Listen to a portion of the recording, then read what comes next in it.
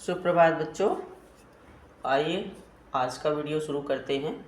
प्रतियोगी परीक्षा में संधि से संबंधित पूछे गए प्रश्न। अभी हमारा ये 4-5 दिन से जो वीडियो हम बना रहे हैं आपको आपके पास जा रहा है, वो सभी संधि पर आधारित प्रश्न हैं जो कि बहुत महत्वपूर्ण हैं और प्रतियोगी परीक्षाओं में पूछे गए प्रश्न हैं। तो अब सबसे पहला क्वेश्चन है, व्यंजन संधि का उदाहरण है। तो कौन सा उदाहरण इसमें सही है? तो सदैव है, मनोरथ है, निर्गुण है और सदाचार है। तो सदैव नहीं है, सदाधन योग होगा, गुण संधि हो जाएगा। मनोरथ मनः धन रथ हो जाएगा, विसर्ग संधि हो जाएगा। निर्गुण निह धन गुण हो जाएगा, ये विसर्ग संधि हो जाएगा। बचा सदाचार। तो सदाचार जो है ये व्यंजन संधि का सटीक उदाहरण है, क्योंकि ये वर्ण के तीसरे अक्षर में बदल जाता है। ये वर्ण के वर्ण नहीं वर्ग के तीसरे वर्ण में परिवर्तित होता है। यहाँ जैसे अब इसका हम संधि विच्छेद करेंगे तो क्या होगा? सत धन आचार। कैसे परिवर्तित हो रहा है ये भी देख लीजिए। सत धन आचार है तो त थ द और यहाँ आके बन गया क्या? सदाचार। इस तरह ये व्यंजन संधि का उदाहरण है। तो ये सदाचार इसका उदाहरण सही है। अब दूसरा क्वेश्चन है, इति धन आदि शब्द बना इत्यादि। इति धन आदि शब्द बना इत्यादि। इसमें पूछ रहा है कि संधि भेद बताओ। अब कौन सी संधि है ये देख लेते हैं। 4 ऑप्शन है, यण संधि, गुण संधि, अयादि संधि, दीर्घ संधि। 4 ऑप्शन दिया। ये चारों ऑप्शन स्वर संधि के अंतर्गत आते हैं। स्वर संधि इसका पिता है और ये सब उसके बच्चे हैं। तो अब इसमें से कौन इस संधि भेद के संबंधित सही विकल्प है? तो ये है यण संधि। यण संधि इसका सही विकल्प होगा। यण संधि क्यों होगा? क्योंकि इसमें ई और उ के बाद भिन्न स्वर आता है तो ई का य हो जाता है, इसलिए इति आदि ई आ तब जाके बना या, इसलिए यह यण संधि का भेद है। सही ऑप्शन है यण संधि इत्यादि शब्द। तीसरा क्वेश्चन है, मनोहर में संधि है। कौन सी संधि है? यहाँ पे संधियों के नाम दिया हुआ है अक्षर में।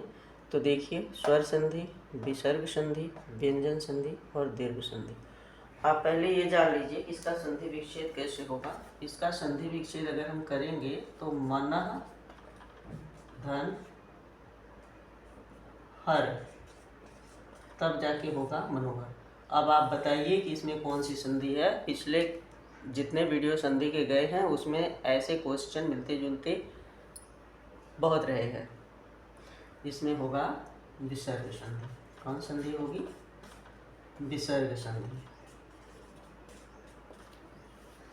क्योंकि मैंने बताया है, पहले भी वीडियो में बताया, दूसरे में भी बताया, तीसरे में भी, चौथे में भी, कि जब विसर्ग सामने दिखाई दे तो वहाँ विसर्ग संधि के अलावा कोई संधि नहीं होती। तो ये विसर्ग संधि है। इसमें मनोयोग शब्द को मैंने बताया था, मनः धन योग। इसमें मनोहर शब्द आज आ गया, मनः धन हर हो गया। इसमें पयोद हो जाएगा, पयः धन द हो जाएगा। अगर हम पयोद उदाहरण को देते हैं तो ये क्या होगा? पयः धन द, तब हो जाएगा पयोद। ठीक है।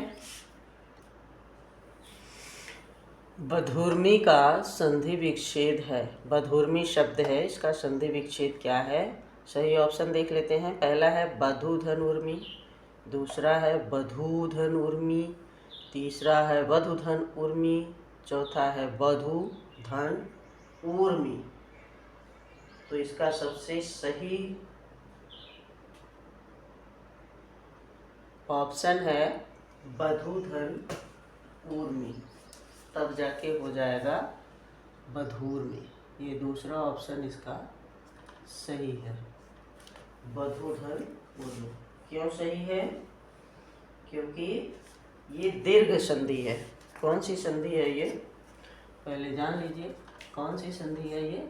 दीर्घ संधि के अंतर्गत आता है और इसमें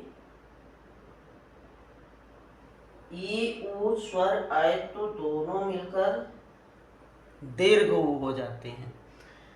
ई ऊ दोनों, यहाँ ऊ ऊ दोनों स्वर आए हैं, ऊ का दीर्घ ऊ हो जाता है, आ का आ हो जाता है, ऊ का बड़ा ऊ हो जाता है, ई की बड़ी हो जाती है। इसलिए यहाँ पे बधूधन उर्मी, बधूर्मी, ये दीर्घ संधि है और ये ऑप्शन यहाँ पे सही है।